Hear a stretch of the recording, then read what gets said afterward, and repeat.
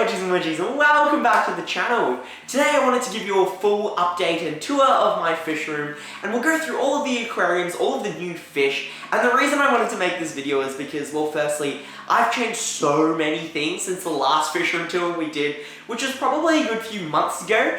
And along with that, there have been so many of you absolutely amazing Bodgies and Widgies that have subscribed to the channel and joined and started watching my videos. So I think you probably deserve to get a full just rundown of all the chaos that I'm managing here. It's not that bad. But before we get into this video, as always, let's acknowledge the traditional custodians of the land and the people that are managing our land. But I say enough talking, and let's have a look at the fish room. We should probably start with the biggest tank, which is over here. So let's do that. Yay! Oh god. So this here is my 5-foot aquarium. Where's my chair?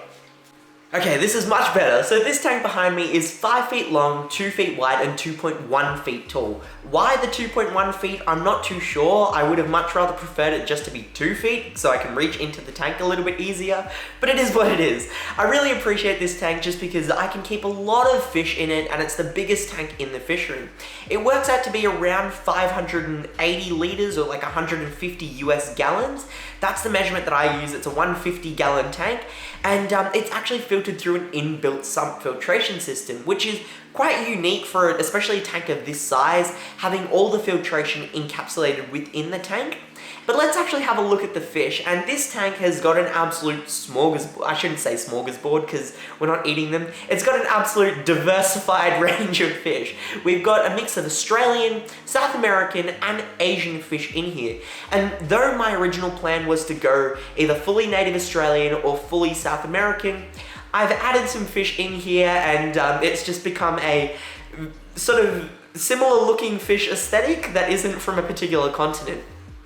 But most notably, if we go through some of the fish in this tank, we firstly got my Australian lungfish. This is my pride and joy, my prized possession, my firstborn child, and it's a near 2-year-old Australian lungfish. If we roll into March 2023, it'll celebrate its 2 years with me, and I absolutely love this fish. It's a dream fish of mine, and I'm so glad that I can purchase my dream fish at a fairly young age. I'm 19, and being able to own my dream fish already now and having it grow up along with me for the next good couple of decades, because Australian lungfish will live almost to like 100 years old, is just going to be such an amazing experience. And I've only recently added the lungfish into the 5-foot tank.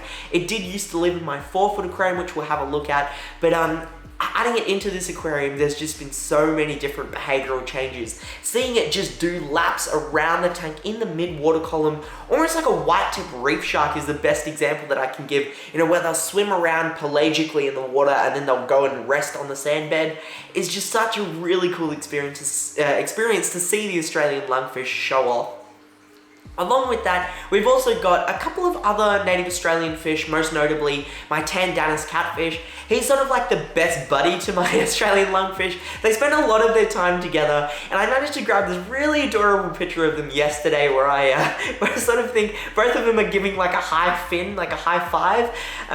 It's just such cool fish, the Tandanus as well. Such an active fish, and it's got that almost alien aesthetic to it with these big whiskers, that eel-like tail, which is why they also have the name eel tail catfish. And going on the theme of catfish, I very, very much love catfish. I think just that sort of alien look and that sort of wild aesthetic they have just makes me a massive fan of them.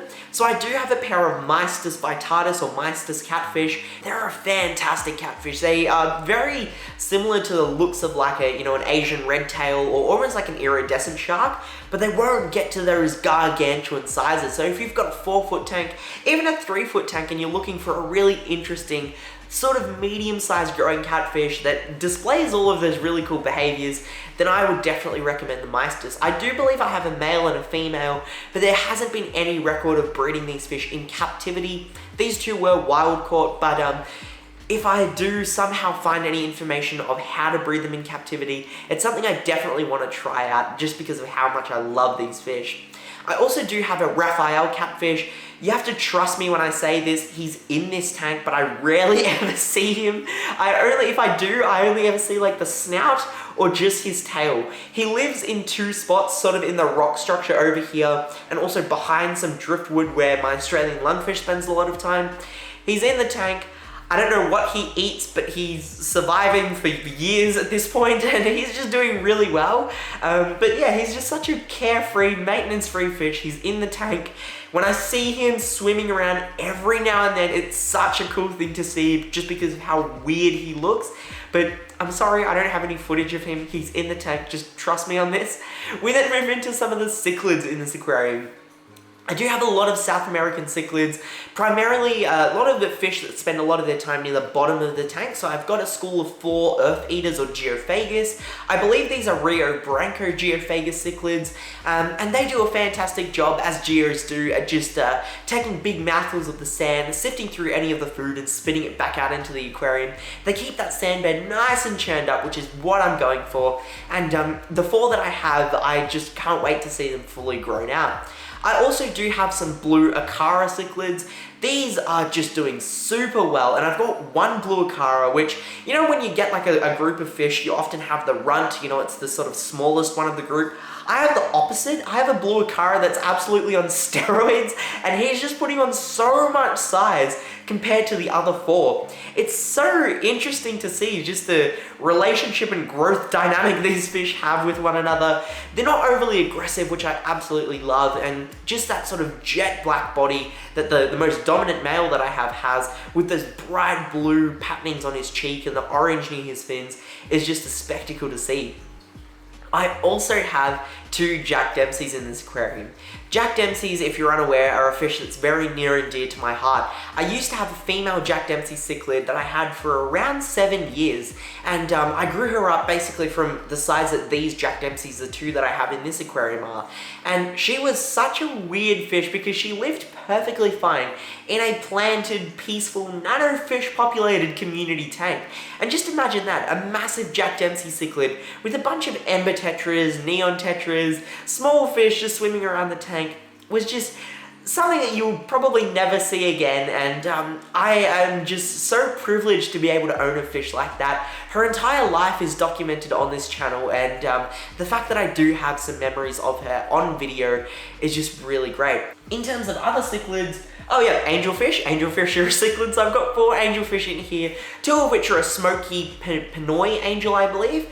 And I've also got 2 more natural wild type looking angels.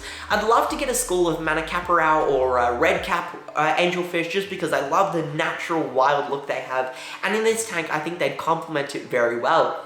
I also have a gold severum. A gold severum is another fish that I actually used to have before my YouTube days. I had a big gold severum that I named, for some reason, Panama, and I very, very much love this fish because I had her hand trained feeding, and being able to have another gold severum is just such a great memory, just a good hit of nostalgia that I can get, and growing this fish out to be another big gold severum is just going to be really great. Aside from all the cichlids, I also do have a couple of other miscellaneous fish. So I've also got 3 big silver sharks. These were sort of an impulse purchase. I don't really know why I got them. I'm not necessarily a massive fan of silver sharks. I think they're a really cool fish, but I've definitely been able to appreciate them more as I've owned them. These 3 big silver sharks just add so much life and volume to this aquarium as they cruise around just like a shark, which, aside from their aesthetic, their behavior is very much shark-like as well, which I very much like. And we've also got a flagtail Procholotus. This has been a long time dream fish of mine. I've wanted to keep a flagtail for a very long time. I love that that flagtail they have, obviously, but also that behavior where they just rasp on any wood or surfaces, trying to eat any algae that they can pick off, and just the size they grow to as well. With their peaceful nature, I'm a massive fan of. At the very top of the tank, you'll notice some pink-tailed Chalceus. These are a fish that I never thought I'd be able to get here in Australia, but I did manage to get some, and they're such a cool fish. Though they don't really do much in terms of, you know, interesting or unique behavior, that sort of topwater behavior they have with the bright pink tail. And also one thing that I really appreciate is the sort of rim, the bright iridescent blue rim they have on their eyes is just really, really cool to see. And they add just a really cool, sort of mysterious, ominous type of vibe to the top part of the tank. And especially when they feed, they have such an awesome feeding response where they hammer the surface. But just being able to own a flagtail or a school of 6 flagtail Procholotus, no, not flagtail Procholotus, pink-tailed Chalceus. Just being able to own a school of 6 pink-tailed Chalceus, God, is really cool. And though this tank won't be permanent for them, they will need to be upgraded. Having them in here now is just really, really cool. So you would have noticed already how I do have a lot of schools of fish in this aquarium. One of the largest schools that I have is silver dollars. I've got 9 near full grown silver dollars in this aquarium, and there are fish that I always seem to be coming back to. I've probably kept them 6 or 7 times over the course of my hobby, where I do get them, I'll grow them out and sell them, and then for some reason I have another opportunity to get them. This was very similar to that. There was a house about a minute away from where I live that was moving, and they had a group of silver dollars they had to get rid of, so they just gave them to me, and yeah, these silver dollars doing really great. Surprisingly though, this is one of the best batches of silver dollars that I've kept. Usually they're the most skittish fish in the world, and that's why I'm not really a massive fan of them. But yeah, this group has just been really well behaved. They don't get scared nearly as much as the last batch that I used to have, which is really great because a lot of the times I find that they just do so much damage to themselves and I just don't feel good keeping them, but I'm really happy with this group. And continuing on with the absolutely random fish, I do have a goldfish in here. This was sort of I got this fish for 2 reasons. One was its utilitarian purposes. Goldfish, if you're unaware, are fantastic algae eaters, and they also do a really good job of just churning up the sand bed. Because of the height of this tank, I can't really gravel vac it all that often, just because finding a gravel vac which is tall enough is quite hard. So I do rely on the fish to keep the sand bed nice and churned up, and the goldfish does a wonderful job of doing that. But also, it's a really great way of just demonstrating how big goldfish can get. I know that a lot of my viewers are beginners of keeping aquariums, and goldfish are, you know, as we know, recommended as a beginner fish, but seeing how big they can get, or demonstrating how big they can get in this aquarium, I thought would just be a really cool thing to show off. Although I would have preferred a totally bronze goldfish, like, you know, those feeder goldfish that have no colors, this Shabunkin, which is orange, black, and has little speckles of white, is just a really cool flash of color to the mostly monotone color of fish that I have in this aquarium. I also do have a flying fox, which I don't know why they named it that. It's sort of like a knockoff Siamese algae eater. They get pretty big, and I just wanted this fish because of how cool it looks. I got it for a really cheap price, and at that point, I just, you know, I had to have it. Having it, it doesn't really do much in terms of algae eating, it's more of a scavenger, but it adds as a really good member of my cleanup crew, just scavenging on any food that gets into the rocks because of its slender body shape, and it actually spends a lot of its time sleeping on the rocks, and oh, the lungfish is out. I always love seeing this fish as it swims up and across the sand bed. And finally, I've got a big school of black widow tetras. I say big, I've got about 10 black widow tetras, but the size that these fish are, they just add a lot of volume to this aquarium, and I'm a big fan of, and you'll see this in some of the other tanks as well. I'm a massive fan of keeping big fish with smaller fish as well, seeing that dynamic of having, you know, a couple of massive showpiece fish with a big school of smaller fish, I think just looks super natural, and it's just something you don't really see all that often being done in aquariums. And yeah, you'll see the theme of the fish that I have in here, all big but relatively peaceful fish, which is what I'm a big fan of. But that's basically a rundown of the 5-foot aquarium fish. Let's have a look at my 4-foot shallow tank. Now here we have my 4-foot aquarium, which is a stark contrast to the tall 5-foot tank. This is a shallow tank, or a low boy tank as they call it, and it's 4 feet long, 2 feet wide, and only a foot tall. This tank is filtered through an inbuilt sump filtration system like my 5-foot, but on this tank, I'm such a big fan of it. I would not even consider a canister filter for this tank, just because the height that it is makes maintenance so easy, especially on an inbuilt sump filter, where everything is enclosed, it's sleek, you don't have to worry about pipes and everything like that on the aquarium. It's all built in, and I absolutely love it. In terms of fish, I also do have a mixed community, and this tank has a lot of nano fish. As the main sort of display fish, I do have some Discus. They aren't a nano fish, but they're a community fish, and I do have 2 Discus in here at the moment. I did start off with 4. One of them I lost, I believe, to an internal parasite, and that was very early on of me getting to school. From there, I did deworm the entire tank, actually, and I lost another one only recently, and I believe that was just due to aggression.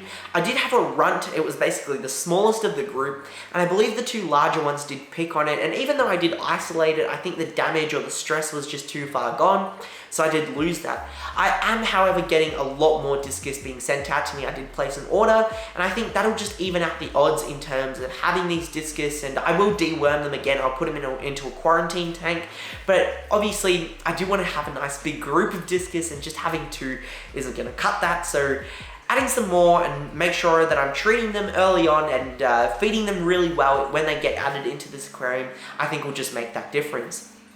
Again, I do also have a few schooling fish. The main school is a big group of 10 giant danios. I absolutely love giant danios. They're in my top 5 favorite fish, and I love them just because of how well they school, the activity they add to the aquarium, and how big they get. They're sort of like a medium-sized growing in terms of like, yeah, they get big. That's what I really like about them. They're like a small but medium-sized growing fish, which I really love. And that just constant 24/7 activity that they have, I'm a huge, huge fan of. I also have 3 torpedo barbs in this aquarium, and torpedo barbs are a fish that, again, I always see myself coming back to. I actually did start off with 6 when I got this batch. I used to have 4 really big ones, and I regrettably ended up selling them. I don't know why, but I started off with 6, and the 6 that I got were actually a hormone or captive bred, where the parents are actually injected with breeding hormones to stimulate their breeding. I'm not sure if that's the main reason, but I've always found that the more captive bred torpedo barbs don't really have the best health compared to the wild caught ones, but the wild caught ones cannot be captured anymore because torpedo barbs are an endangered species. I have nothing against that. I fully advocate for them to be bred in captivity, and I actually have placed an order for 20 captive bred, locally bred torpedo barbs, which will be coming very shortly, and I'll make sure to do a video on that. But I'm very excited because hopefully the luck that I have with the 20 locally bred instead of the import bred is going to be a little bit better, just with the, you know, the stress of moving, everything like that. I think I'll have a little bit more luck with them, but just having a big school of torpedo barbs for me has been a long-term dream, so hopefully that works out well. I also do have a couple of interesting fish here and there. I've got a paradise fish. I absolutely love the personality that this guy has. He's an absolute pig. He's a male paradise fish, and he's an absolute pig when it comes to feeding. He's always round and fat, and just the personality that he has when he comes up to the glass, interacts, and he's just curious about everything.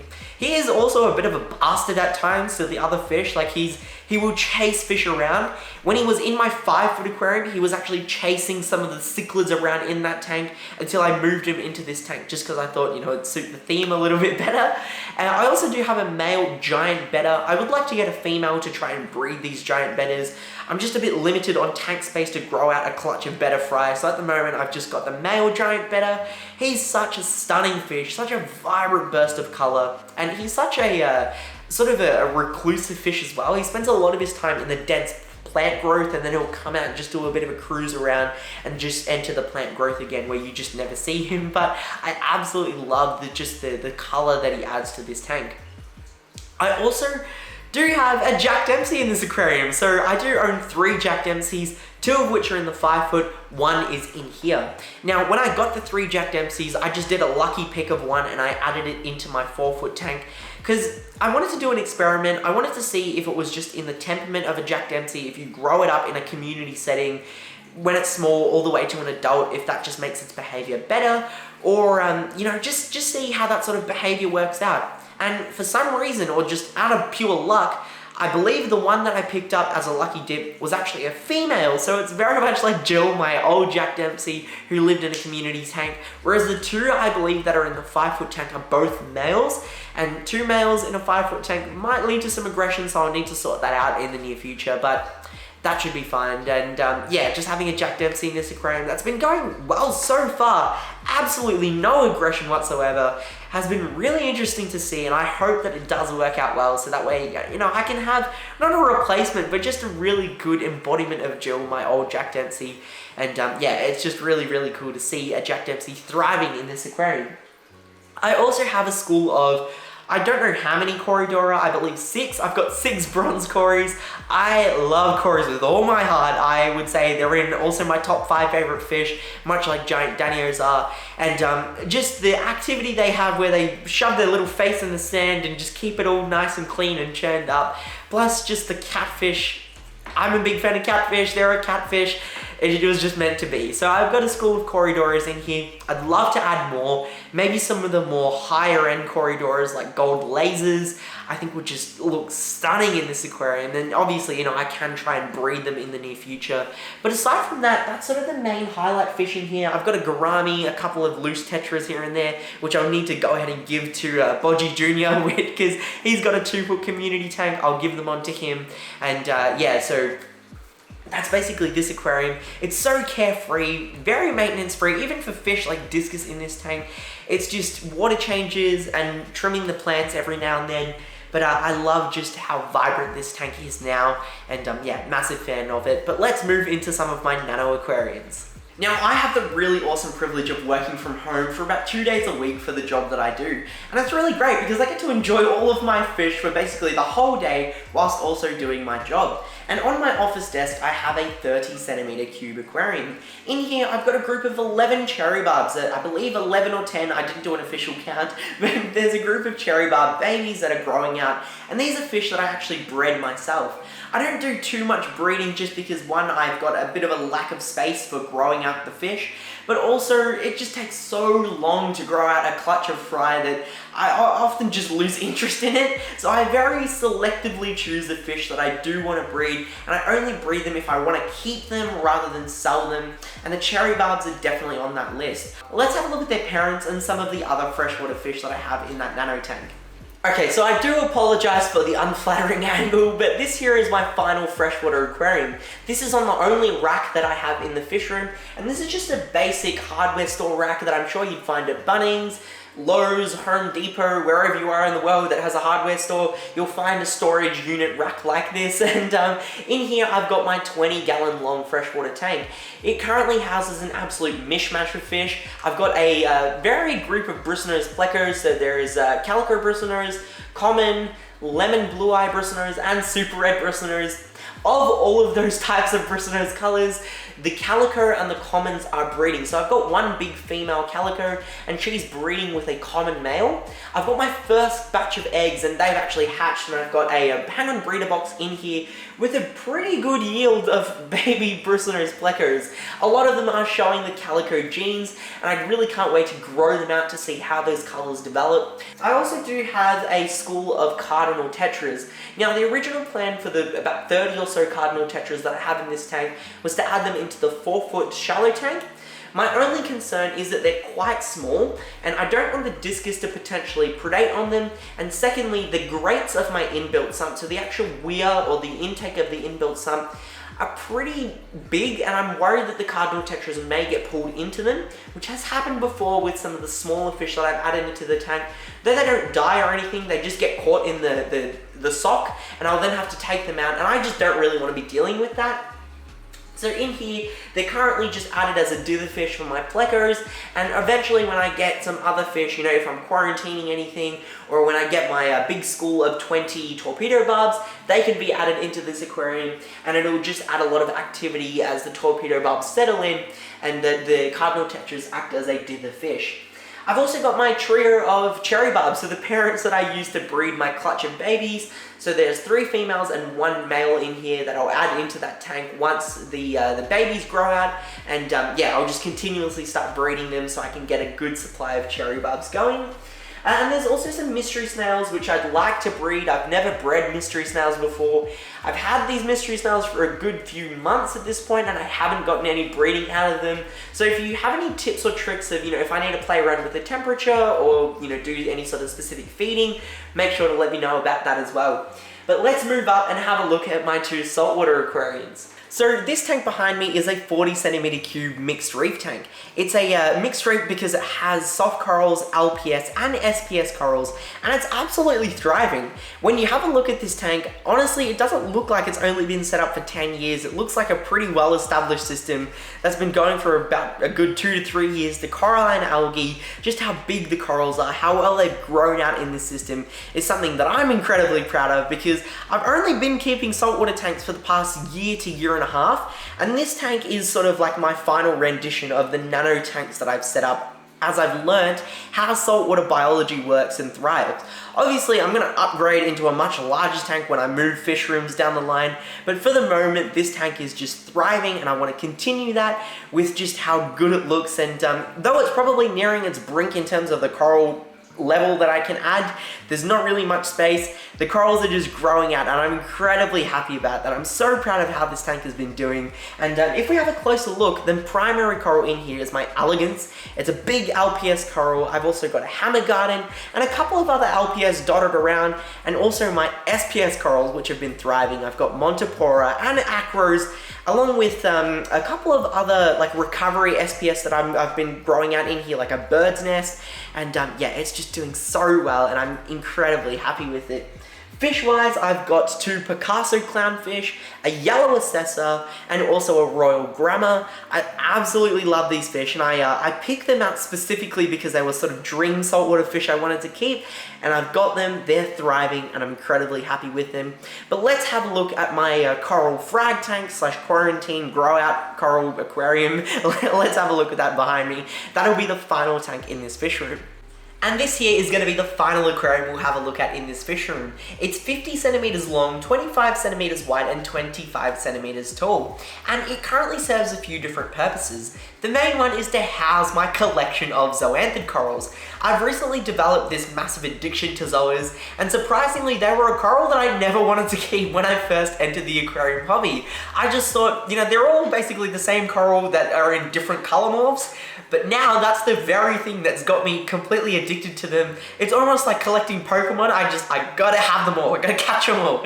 And that's why I really like them. And also this craze, this addiction for them was started by Anya from Gallery Aquatica. A massive shout out to her. I met her at the at Reefstock 2022, and I attended a talk that she did about fragging zoas, and just the sheer amount of passion she had infected me, and now I want all the zoas in the world. So I'm really happy with the collection that I do have. I'm sort of running out of space for this system because it is quite small, which is pretty unfortunate because I want more zoas, but I'm actually getting to a point where all the like 1 polyp frags that I purchased have grown out so much that I'm fragging the frags. So they've all become little mini colonies, and I've got a couple of zoa frags now that I am keeping as sort of backups, but you know, I could sell them if I wanted to. But that's basically it for this aquarium.